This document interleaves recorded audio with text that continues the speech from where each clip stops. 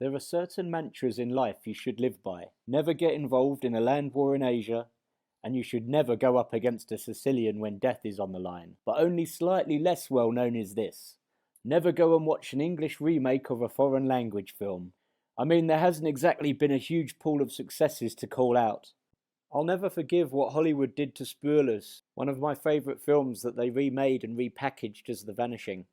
On the face of it, that movie should have been perfect. They had all the elements for success. A great original script. They had Jeff Bridges and Kiefer Sutherland to star. It should have been epic, but somehow they contrived to make an absolute shash of it. How do you fuck that up? How do you fuck that up? The original Dutch movie was lauded for its ending, which was not only original, but somehow managed to be horrific, terrifying, sad, and strangely happy at the same time. So what did Hollywood do? They played it safe, and they changed it. And that movie isn't the only victim that's fallen foul of Hollywood. I suppose a big part of the issue is that many foreign language films that do well do so because they stand out. They're so different from the usual Hollywood drivel. They take risks, and that draws attention. But when Hollywood try and piggyback onto that success, they just don't have the bottle to follow through. I'm still waiting for a Hollywood director who's brave enough to do a remake of Irreversible. I can't wait for that one. Good luck trying to sell that one to modern audiences. With a few notable exceptions, it's fair to say that most English language remakes are absolute toilet. So for that reason, I was sceptical when I saw all the positive reviews for Speak No Evil. But you know what? I actually really enjoyed this film. Speak No Evil is a remake of a 2022 Danish film of the same name. It starts with an American couple on holiday with their daughter in Italy. They befriend an English couple, Paddy and Kira, and their son Ant. Ben is drawn to Paddy. He is everything Ben wants to be. Free-spirited, funny, charismatic, and engaging. When the holiday is over, the couple return to the rain-soaked streets of London. If that's not bad enough, Ben has some bad news. He's lost his job, and it turns out his wife has been unfaithful. A letter arrives in the post, and the family are invited by Paddy and Kira to visit their farm deep in the English countryside. So the family make the long drive out to the sticks, but when they get there, they discover this fun-loving couple are not what they appear to be. And soon enough, their trip descends into a nightmare, as Paddy's behaviour becomes more and more unpredictable. This movie is a slow burn. You know things are going to go horribly wrong, but it takes a long time for this to materialise. It's very much a case of what you see is what you get. It's a cat and mouse thriller, and there isn't much here that's terribly original. The thing that makes this film very watchable, however, is the performance of James McAvoy.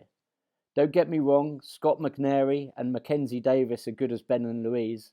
They're woke, progressive, and suitably annoying, but it does get a little bit silly with how much they put up with. Alarm bells are constantly ringing, yet despite this, they keep coming back for more.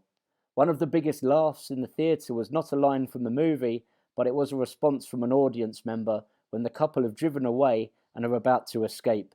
The daughter realises she's missing her favourite cuddly toy and then utters the immortal words, "What about Hoppy?" It was at that point that a particularly vocal and articulate audience member in the row in front just said, "Oh, just fuck off." Any normal person would have just kept driving, but these fuckwits decided to go back. That's when I lost all sympathy for them, and I started to actually root for James McAvoy's character. After all, he's the absolute star here. He's absolutely freaking hilarious. He's almost too good. He's extremely funny and likeable. There are many parts of the film that are actually laugh out loud hilarious. The impact of this is the film isn't really a horror or a psychological thriller as advertised. I would actually categorise this film as a satirical black comedy. I know it was supposed to build horror and suspense, but I just found it really funny. The Cotton Eye Joe scene was a great example of this. You know it's just a matter of time before James McAvoy becomes an 18-carat nutter and explodes on the family. If you're expecting some great twist, then you'd be sincerely disappointed. There really isn't anything original here. We've seen lots of these movies before, but what makes this one enjoyable is the performance of James McAvoy. All in all, Speak No Evil is a good film, but there are a lot of things that are a bit stupid, like how the family don't leave despite the multiple warnings. Also, it's a bit dumb the serial killers keep photo evidence of all the families they've murdered and the children they've abducted. It's also unlikely these victims wouldn't have anyone searching for them, or maybe reporting them as missing. I mean, don't these children go to school or anything like that? Another thing I really didn't like was the ending. It didn't really fit in with the rest of the movie. It felt very action-packed and very Hollywood. This made me curious. I hadn't seen the original Speak No Evil from 2022, and I was wondering if Hollywood had done it again and completely changed an ending of a foreign language film to make it more palatable for modern audiences. So I decided to watch the original Speak No Evil before posting this review, and I'm glad I did. The last half of the film is completely different, and in my opinion way better. The ending of the Danish movie is darker and far more terrifying. It's a shame they felt the need to change it for the remake, because James McAvoy's comedic role would have been a perfect foil for a darker and more terrifying ending.